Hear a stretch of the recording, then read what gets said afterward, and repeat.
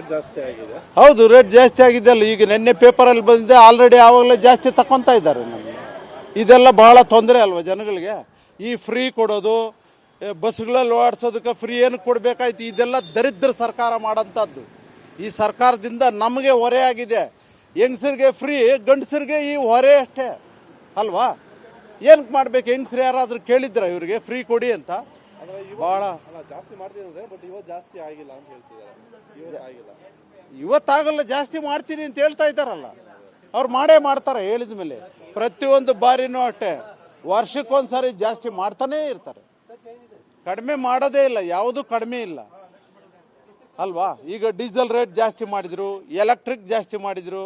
ಅವ್ರಿಗೆ ಫ್ರೀ ಕೊಡೋದು, ಗಂಡಸರಿಗೆ ಹೊರೆ ಮಾಡೋದು ಅಲ್ವಾ. ದುಡಿಯೋ ಗಂಡಸಿಗೆ ಹೊರೆ, ಲೇಡೀಸ್ಗೆ ಫ್ರೀ. ಇದು ಎಂಥ ಸರ್ಕಾರ, ಇದು ಎಂಥ ನಿಯಮ ನೋಡಿ, ನೀವೇ ನೋಡಿ.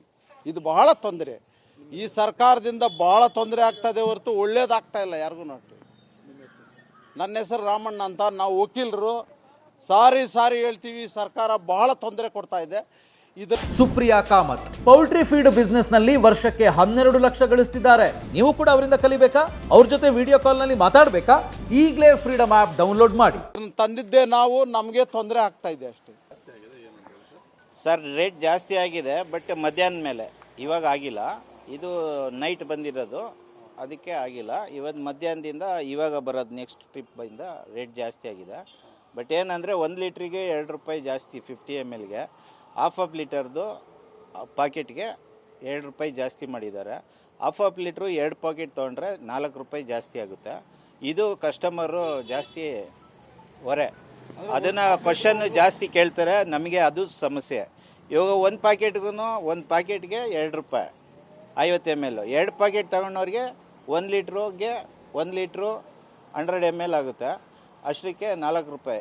ಇದು ಸ್ವಲ್ಪ ತೊಂದರೆ ಕಸ್ಟಮರ್. ಹಾಫ್ ಲೀಟರ್ ಪಾಕೆಟ್, ಒಂದು ಪಾಕೆಟ್ಗೆ 2 ರೂಪಾಯಿ ಜಾಸ್ತಿ ಮಾಡಿರೋದು. ಹಾಫ್ ಆದರೂ ಆಗಲಿ 1 ಲೀಟ್ರ್ ಆದರೂ ಆಗಲಿ 2 ರೂಪಾಯಿ ಜಾಸ್ತಿ ಮಾಡಿದ್ದಾರೆ. ತೊಂದರೆ ಇಲ್ಲ, ಸ್ವಲ್ಪ ದಿನ ಇದು ಮಾಡ್ತಾರೆ ಹೊರೆ. ರವೀಶ್ ಕುಮಾರ್.